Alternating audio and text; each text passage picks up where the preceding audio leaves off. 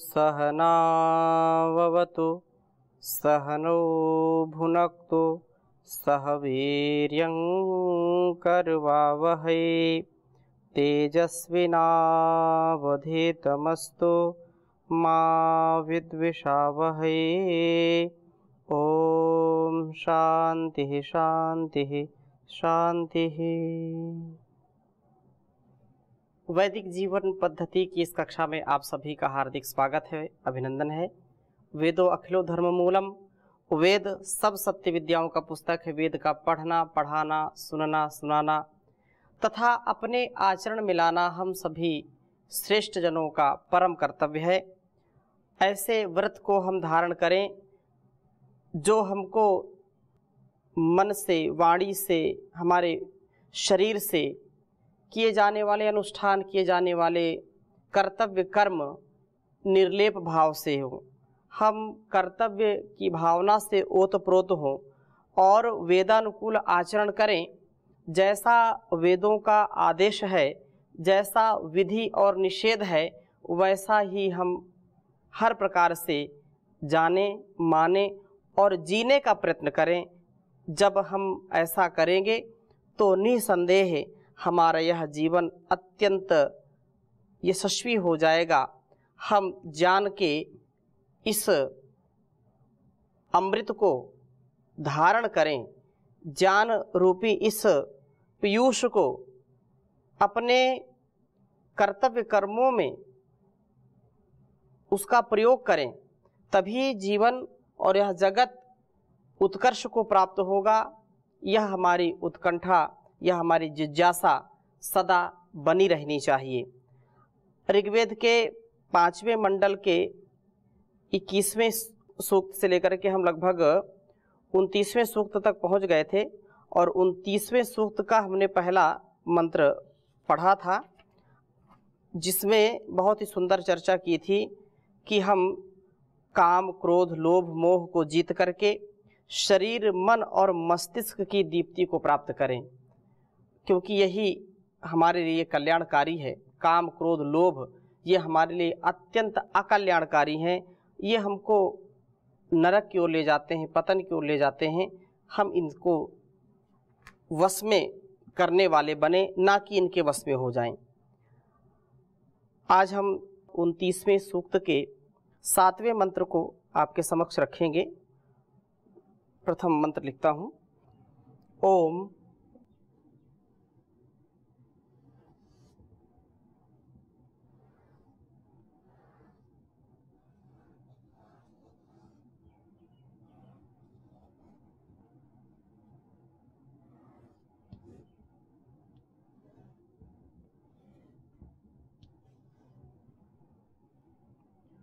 सखा सख्ये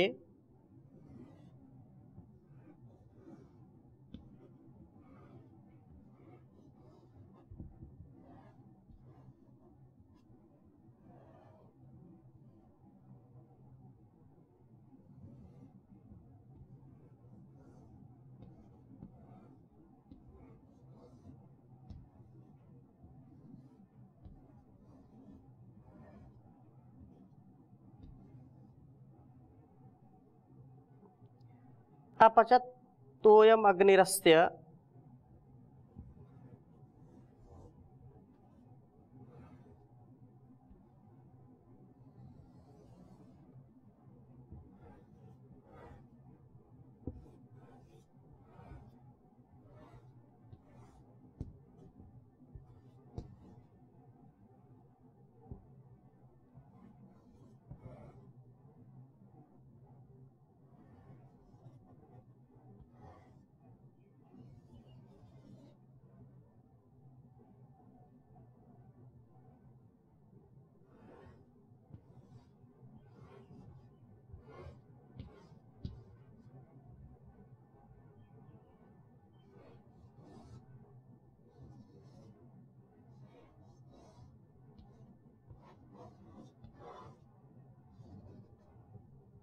अपचत तोयम अग्निरस्य कृत्वा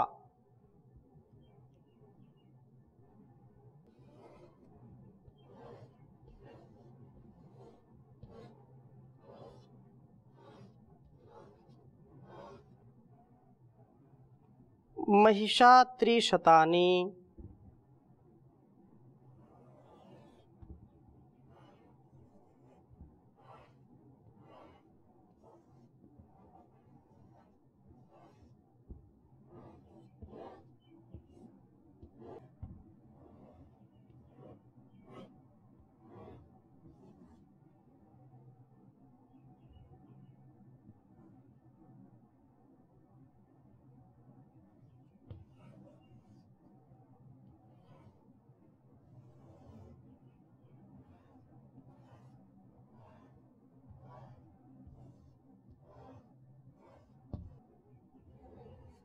महिषा त्रिशतानि त्रिशाकमिन्द्रो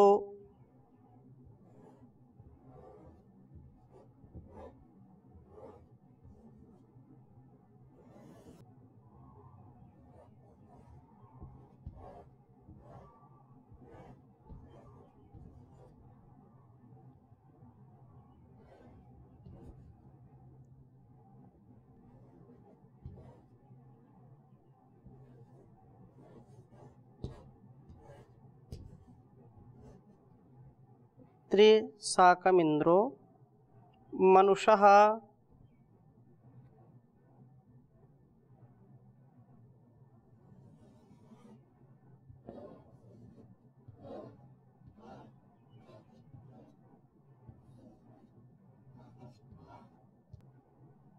सरांसि।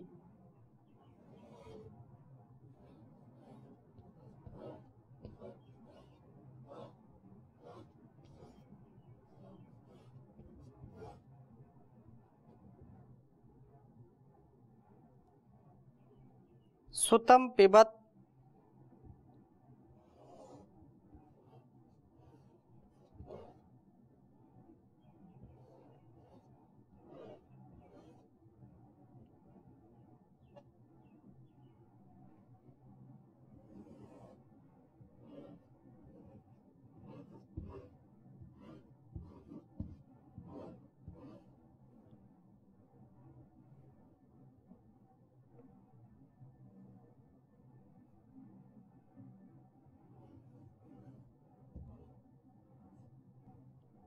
वृत्रहत्याय सोमम्।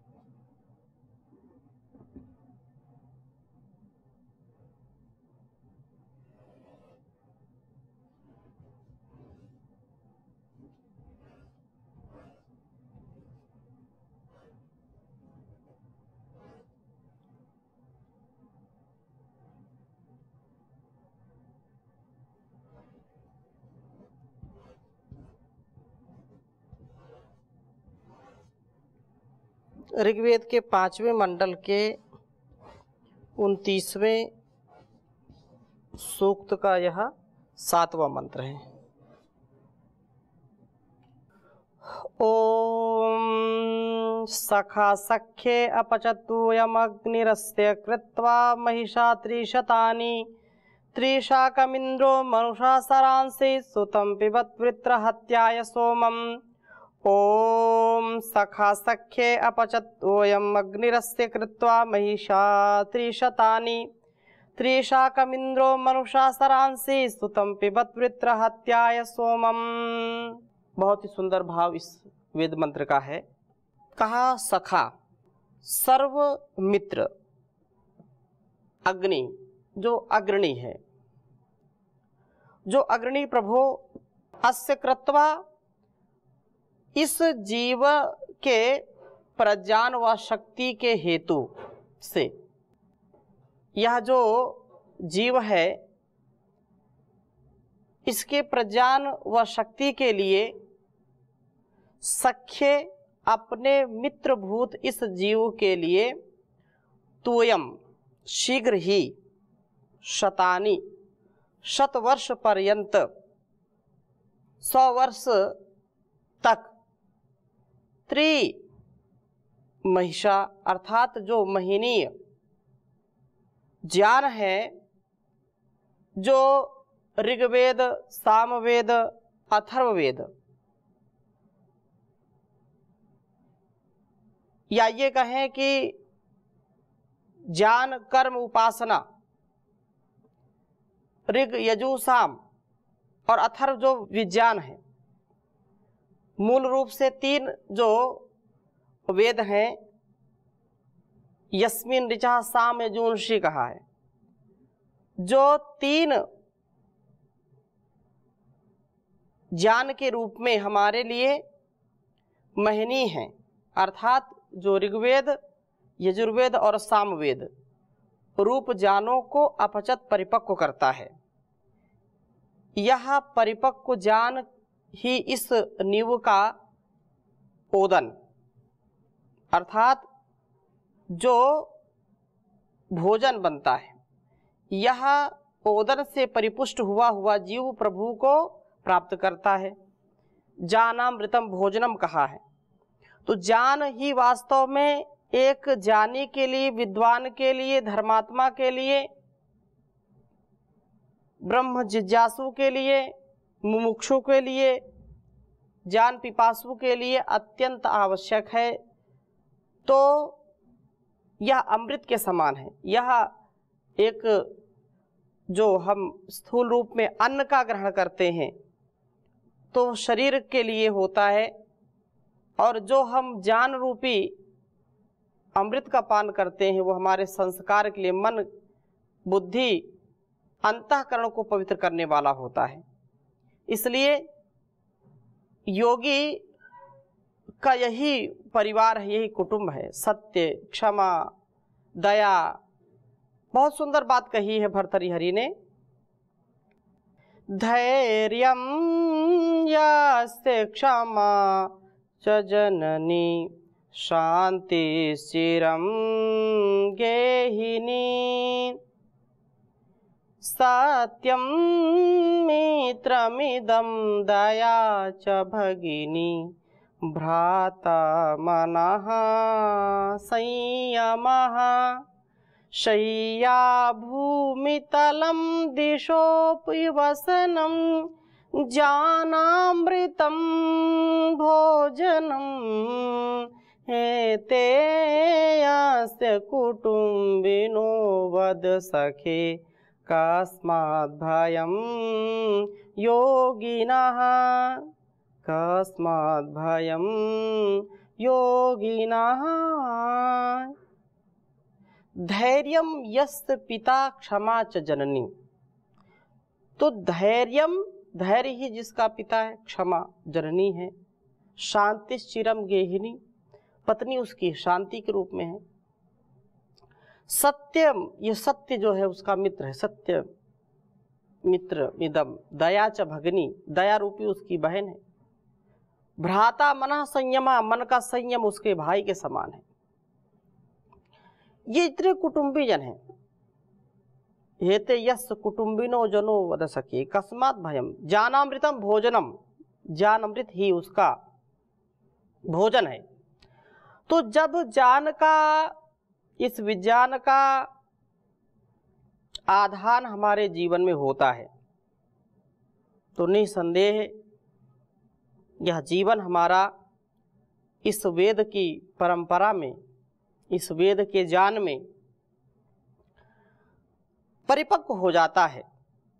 हम अपने जीवन को हर प्रकार के भलाई से, हर प्रकार की उत्तमता से युक्त कर लेते हैं, बुराइयों से, अभद्र विचारों से मुक्त हो जाते हैं। इसलिए कहा कि यह वास्तव में ऋग यजु साम रूप ज्ञानों को परिपक्व करता है। यह परिपक्व ज्ञान ही इस नींव का ओदन है, भोजन बनता है, और ओदन से परिपुष्ट हुआ जीव प्रभु को सरांसी, इंद्र जितेंद्रिय पुरुष जिसकी इंद्रियां वश में हैं, जो अपने रसना पर, अपनी वाणी पर, अपने इन इंद्रियों पर, ज्ञानेंद्रियों पर, कर्मेंद्रियों पर पूरा नियंत्रण रखता है, जो ज्ञान के लिए भी पूर्ण रूप से पुरुषार्थ करता है और जो ज्ञान उसको प्राप्त हुआ है वैसा ही वह अपने आचरण में लाता है, तो ऐसा व्यक्ति वास्तव में जितेंद्रीय कहलाता है। वो जितेंद्रीय हो जाता है, उसको जैसा जैसा ज्ञान, वैसे चारों वेदों का ज्ञान होने पर भी व्यक्ति का व्यक्तित्व, कृतित्व यदि नहीं बदलता है, उसका ज्ञान किस काम का है। और एक ऐसा व्यक्ति जो कभी वेद नहीं पढ़ा, कभी शास्त्रों को नहीं सुना, लेकिन माता पिता गुरु आचार्य से या बड़ों से जो कुछ भी ज्ञान पाया वो भी ज्ञान ही है, और उसको जो आत्मसात कर लेता है वास्तव में उसका कल्याण हो जाता है। इसका तात्पर्य यह है, यस्य नास्ति स्वयं प्रज्ञा शास्त्रम तस्य करोति किम, आचारहीनम न पुनन्ति वेदाः, जो आचरण में ज्ञान को नहीं लाता है, जिसका ज्ञान परिपक्व नहीं है, जो जैसा जानता है मानता है लेकिन वैसा जीता नहीं है, तो उसका ज्ञान कभी उसके काम आ नहीं सकता है। किसी व्यक्ति को प्यास लगी है, कुआं पास में है, रस्सी है, बाल्टी, सब कुछ है, वो जानता है कि अगर इससे हम पानी भर करके पिएंगे तो प्यास बुझ जाएगी, लेकिन वो पीना नहीं चाहता, कुएं के पास जाना नहीं चाहता है, पुरुषार्थ नहीं करना चाहता, तो कैसे उसकी प्यास बुझेगी। उसको पता है कि यदि प्राणायाम करेंगे तो हमारा तन मन स्वस्थ रहेगा, जानता है लेकिन मानता है और करता नहीं है। जानता है गिलोय का सेवन करेंगे तो वात पित्त कफ हमारा संतुलित रहेगा, लेकिन उसको वो पीता नहीं है। जान है उसको, लेकिन ऐसा जान किस काम का, जो समय पर काम में ना लाया जा सके, अर्थात जिसका हम लाभ ना ले सके, ऐसे ज्ञान से क्या लाभ। इसलिए यहाँ कहा है कि वास्तव में वो परिपक्व बनाता है व्यक्ति को। और जितेंद्रिय पुरुष साकम साथ साथ मनुष्य विचारशील पुरुष के सरांशी इस 3 ज्ञान जलाशयों को पीने का प्रयत्न करता है। ऋक यजु साम, इन तीनों का ग्रहण करके वह स्थूल सूक्ष्म कारण तीनों शरीरों को पवित्र कर लेता है। ऋचाओं के तालाब में, विज्ञान में स्थूल शरीर का शोधन हो जाता है। यजुर्वेद में, यज्ञों में सूक्ष्म शरीर धुल जाता है, तथा साम जो उपासना है, इस उपासना से व्यक्ति की वासनाएं दूर हो जाती हैं। इसलिए तीनों शरीरों को पवित्र करके वह स्थूल शरीर का शोधन कर लेता है। और यजुर्वेद के ज्ञान से यज्ञों में सूक्ष्म शरीर धुल जाता है, साम से उपासना से कारण शरीर दीप्त हो उठता है। यह इंद्र सुतम सोमम, उत्पन्न हुए सोम को वृत्रहत्याय वासनाओं के विनाश के लिए पीता है। सोमपान के द्वारा ज्ञान की अवधारण भूत वासना को यह विनष्ट करता है, इसमें कोई संदेह नहीं है। इस वृत्र रूप मेघ के हट जाने से इसका ज्ञान सूर्य चमक उठता है। जब ज्ञान होता है व्यक्ति को तो उसकी अज्ञानता स्वतः ही नष्ट हो जाती है। प्रभु अपने मित्र जीव के लिए, क्योंकि सबसे बड़ा मित्र हमारा परमपिता परमेश्वर है, वो हमारा सखा, सनो बंधुर जनिता सविधाता, त्वमेव माता च पिता त्वमेव, त्वमेव बंधुश्च सखा त्वमेव। तो इस प्रकार से वह प्रभु हमारा हर प्रकार से कल्याण करता है। हम प्रभु की भक्ति के साथ प्रभु की शक्ति का अनुभव करते हैं और उससे फिर मुक्ति को प्राप्त करते हैं। मुक्ति का तात्पर्य केवल मोक्ष को सीधा ले लिया कि मोक्ष हो जाएगा। मोक्ष ठीक है, लेकिन मुक्ति किन से मुक्ति? दोषों से मुक्ति। स्थूल जो हमारे दोष हैं, त्रुटियां हैं, झूठ, छल, कपट, द्वेष, ईर्षा, लोभ, मोह, काम, क्रोध आदि ये जो समस्याएं हैं, इन समस्याओं से हम बच जाते हैं, हम ऊपर उठ जाते हैं। इसलिए हमको इन वासनाओं से बचने का एक उपाय जो दिया है कि हम शुद्ध ज्ञान पहले प्राप्त करें, और ज्ञान का भंडार है वेद। तो मुख्य रूप से ज्ञान का जो स्रोत है ऋग्वेद, और कर्म जो कर्मकांड जिसको कहते हैं, अलग अलग प्रकार से कर्म में हम प्रवृत्त हों, क्योंकि ज्ञान की परिणति कहाँ है, ज्ञान का लाभ हम कैसे लें, तो ज्ञान का लाभ तो कर्म में मिलेगा। जितना ज्ञान होगा और ज्ञान के अनुसार जितना हम कर्म करेंगे उतना लाभ मिलेगा। इसलिए यजुर्वेद कर्मकांड जो कर्म का अनुष्ठान करता है और कर्म से ही हमारे जीवन को श्रेष्ठ बनाता है। फिर जो सामवेद, तो ये उपासना कांड है, उपासना के लिए। यद्यपि तीनों चारों वेदों में ज्ञान, कर्म, उपासना, ज्ञान, विज्ञान, हर प्रकार का ज्ञान भरा पड़ा हुआ है, लेकिन प्रधानता से इस बात को यहाँ पर कह दिया गया है। इसको हमको ऐसा समझना चाहिए कि प्रभु हमारे लिए, अर्थात हम उनके सच्चे मित्र बने, वो हमारे सच्चे मित्र हैं। यहाँ संसार में लोग मित्रता करते हैं और हो सकता है कि किसी स्वार्थ में, किसी संकीर्ण विचारधारा में मित्र मित्र झगड़ जाते हैं, मित्र मित्र दूर हो जाते हैं, एक दूसरे का कभी कभी बहुत अपमान भी करते हैं, एक दूसरे की हानि भी करते हैं। लेकिन प्रभु को ऐसा कोई स्वार्थ नहीं हमसे। हम यदि निष्कपट, निश्चल, निर्विकारी बन करके, निरहंकारी बन करके उनकी उपासना करते हैं, तो वो ऐसे हमारे साध्य हैं, ऐसे वो हमारे स्तुत्य हैं, ऐसे वो पूजनीय है, वर्णीय हैं, ऐसे मित्र जो हमको सदा सुपथ की ओर ले जाते हैं, सुपथ से हमको इस जीवन का जो लाभ है उसको प्राप्त कराते हैं। तो ऋग, यजु, साम तीन महनीय ज्ञानों का पचन करते हैं। यही तीन सरस्वती के सरस हैं। विचारशील पुरुष इनमें स्नान करता है, उत्पन्न सोम का रक्षण करता हुआ वासना का विनाश करता है। केवल एक ही उपाय है संसार सागर को पार करने का, और वो उपाय है ज्ञान रूपी नौका। अपार संसार समुद्र मध्य समजतो में शरणम किमस्ति। गुरु कृपालु कृपया वदयित दुशेष पादाम्बुज दीर्घ नौका। ये परमपिता परमेश्वर के गुणगान से, उसकी भक्ति के साथ जब हम जीवन को व्यतीत करते हैं तो इस भवसागर से पार हो जाते हैं। क्योंकि उसकी भक्ति भी हमको कब अच्छी लगती है, जब हमारे अंदर उसके प्रति ज्ञान हो जाता है।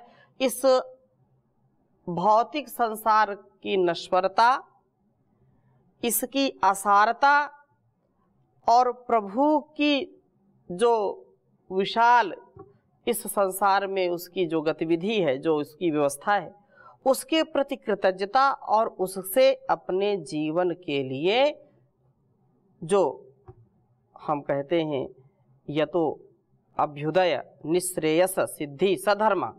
अभ्युदय और निःश्रेयस, प्रेय और श्रेय,